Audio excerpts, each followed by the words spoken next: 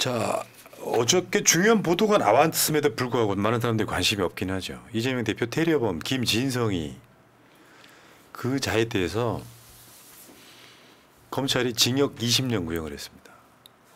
근데 나는 저게 어떤 느낌이냐면은 윤석열 정권의 책임을 회피하기 위해서 더 과하게 때린 측면도 보이더라 이런 얘기. 우리는 지금 이게 하청을 걷어갖고 김진성이가 이재명 대표 테러였다고 어떤 그 정황들이 있잖아요. 네.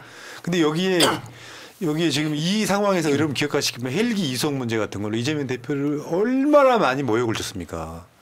특히나 가장 의심스러웠던 정황들, 그러니까 사건 초기에 이재명 대표가 그 테러를 당하고 난 직후부터 한 30분에서 1시간 이내에 벌어졌던 모든 일들, 그 사건 현장을 물청소한다거나, 그러니까 그 헬기로 이송하는 과정에서 일부러 논란을 촉발시킨다거나 하는 이런 모든 정황들이 너무 의심스러운 거죠. 그러니까 그 단적인 예로 그 가장 최근에 배현진 의원이 그러니까 중학생한테 테러를 당한 적이 있었잖아요. 네.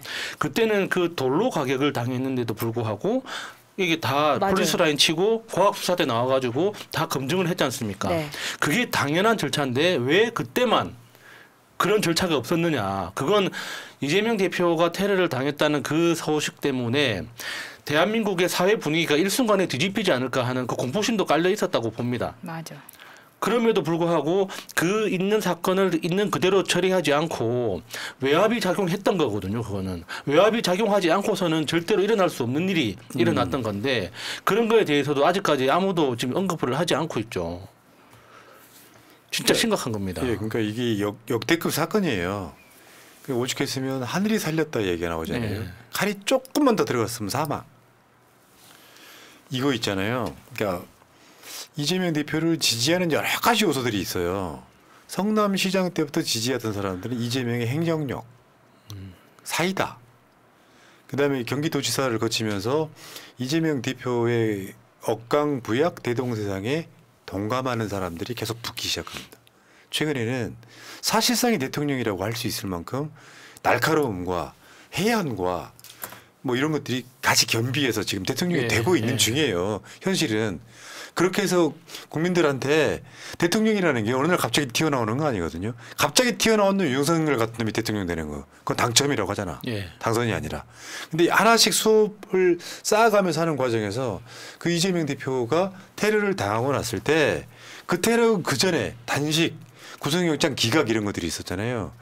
세상에 제일 무서운 게 뭔지 아세요? 야, 이재명이 똑똑해. 이재명은 사이다야. 이재명은 어쩌죠 이런 것보다 제일 무서운 감정이 뭔지 아세요? 이재명 짠해예요. 그 감정보다 훨씬 윗단계에 있는 거예요. 이재명 너무 짠하다. 짠한 단계에 들어서면 사람들 입장에서는 그런 느낌이 생기는 거예요. 잘못을 해도 용서해주고 싶은 거예요. 작은 잘못을 해도 용서해주고 싶은 거예요. 이 사람 너무 짠하다. 이재명이 당한 테러는 내가 당한 것 같거든. 그 감정들이 지금 정서적으로 지배를 하고 있는 거거든요. 그러니까 이재명 경호만 잘하면 지금 대통령은 이재명 곧 됩니다. 다른 의심을 할 필요가 없는 거예요. 이 과정에 저런 테러를 했다는 것은 결국은 우리 입장은 그러잖아요.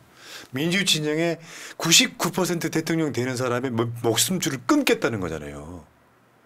근데 이자가 이런 식으로 해가지고 검찰이 징역 20년 구형하는데 원래 옛날에 그 박근혜 테러했던 애 있죠. 그게 징역 15년인가 그랬을 거예요. 그러니까 지금 법원에서 징역 20년 구형하면 내가 봤을 땐 법원이 10년에서 15년 사이 구형을 할 겁니다. 근데 저는 이 과정에 이제 검찰이 저 20년을 구형한 이유가 선거 방해인가 막 그래. 네. 그런데요, 이게 있어. 제가 계속 말씀드리잖아요. 법은 실수냐, 과실이냐, 고의냐 이런 게 있거든요. 죽이겠다고 칼을 걸고 3개월 동안 연습을 하고 하는 고의성. 거기다가 무기를 썼잖아요. 특수라는 말이 또 들어가.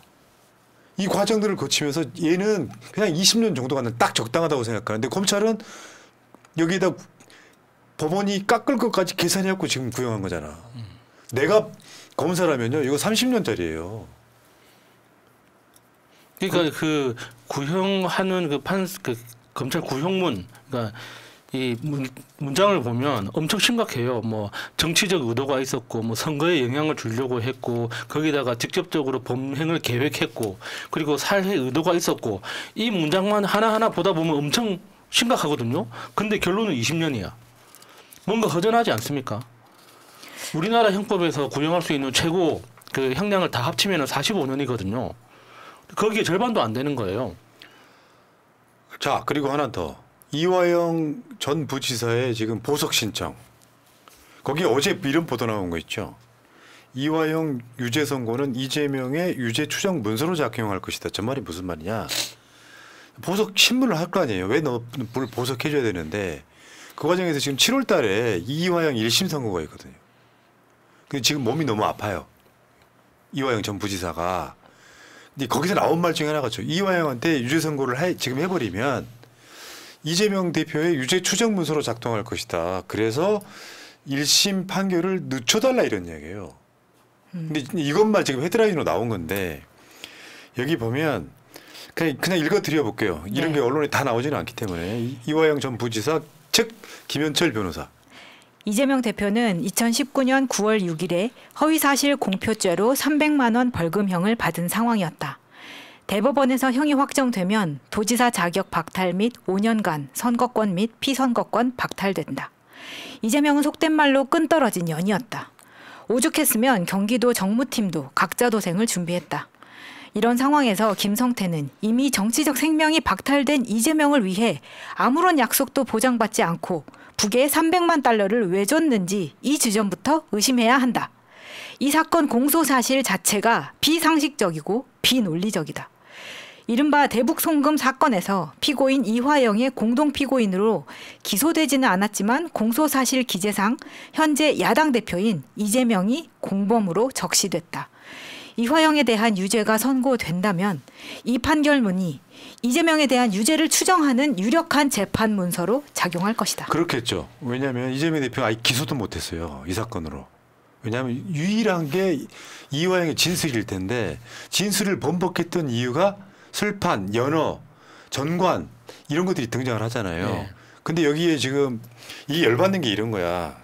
일단 이화영 구속영장이요. 2번이나 연장됐거든요.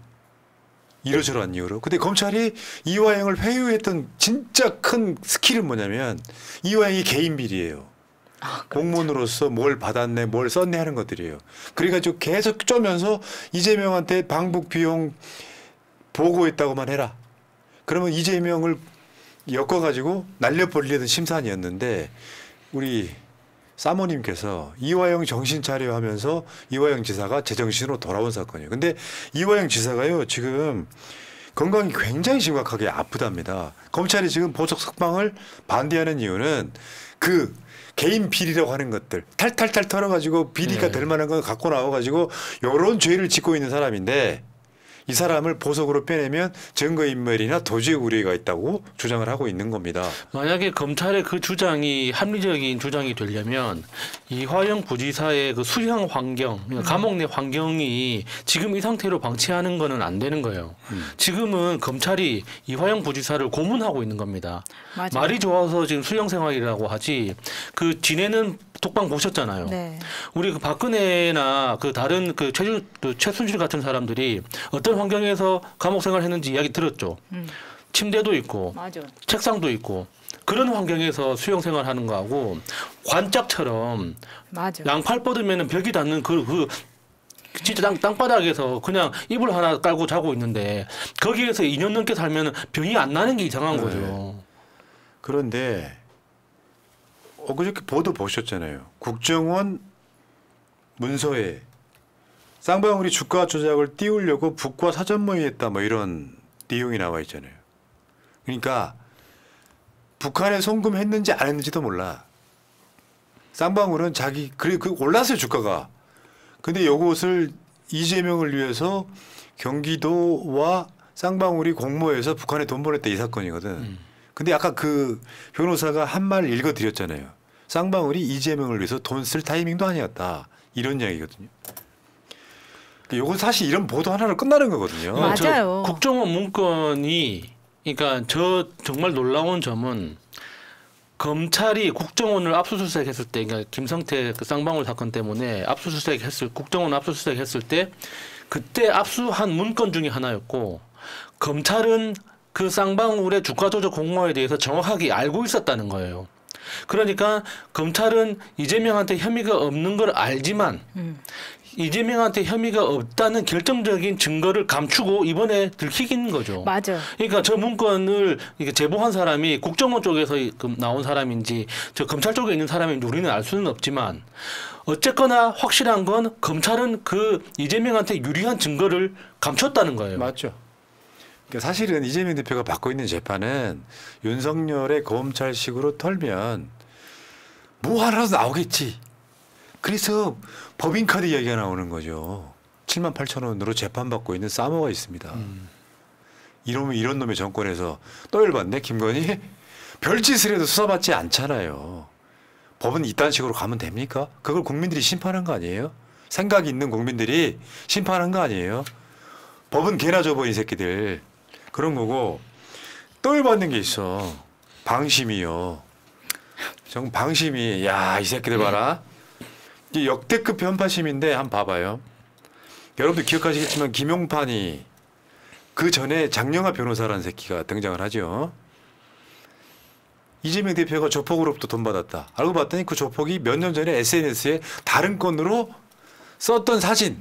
그 사진이 내가 이거 이재명한테 준 돈이다. 그게 아마 20억 원인가라고 주장을 했었는데 그것 때문에 이제 그 박철민인가 하는 애하고 저렇게 지금 근데 이게 방심이가요.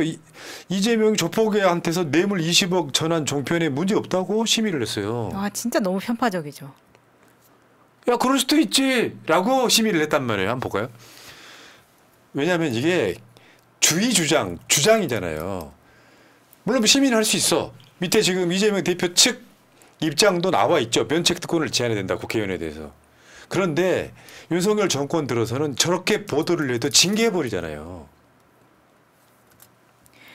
근데 바로 밑에 이제 지금 화면에서 보시는 거는 이번에 국회의원이 된 신동욱이 TV조선에서 저렇게 방송을 한 거고요.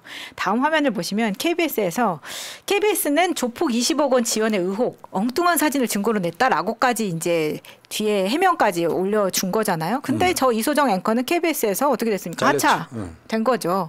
그럼에도 불구하고 이렇게 편파적으로 누구는 국회의원이 되고 누구는 하차를 하게 되고 어떤 방송은 심의를 받고 어떤 방송은 괜찮습니다.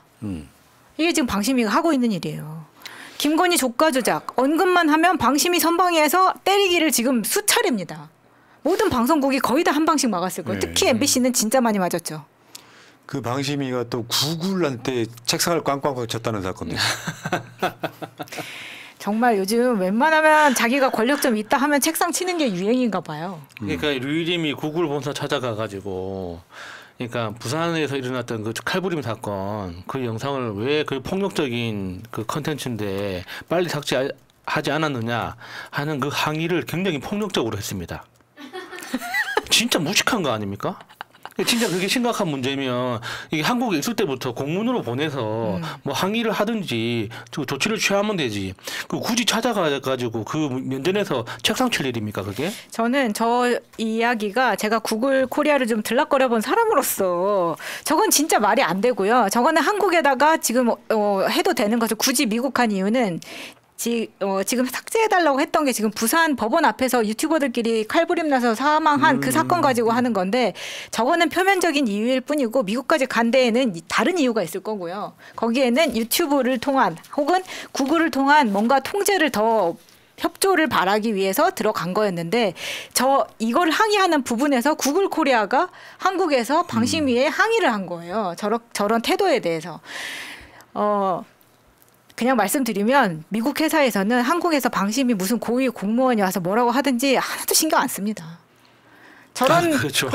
저런 사건은요. 그냥 밑에 실무하는 애들이 그냥 버튼 하나 누르면 끝나는 거이기 때문에 저렇게 와서 그냥 해주면 끝이에요. 네. 그 김용 부원장 재판에서 구글 타임라인을 지금 증거로 제시했잖아요. 검찰이 김용이 돈 받았다고 주장하는 그날 그 자리에 없었다. 그것도 구글이랑 연관이 있어요. 알겠습니다.